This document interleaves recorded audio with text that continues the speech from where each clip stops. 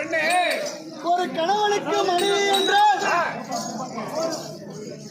கொண்டாட்டி தேய்த்து வைத்தால் ஒரு கணவன் நல்லது இருந்தாலும் கொண்டாட்டி எடுத்து சொல்லுவார், கெட்டது இருந்தாலும் எடுத்து சொல்லுவார். அப்படி கணவனுக்கு நாளைக்கு ஏதாவது ஒரு ஆபத்து நேர்ந்தாலும் அது மனைவிக்குதான் அந்த சகுனம் காட்டும்.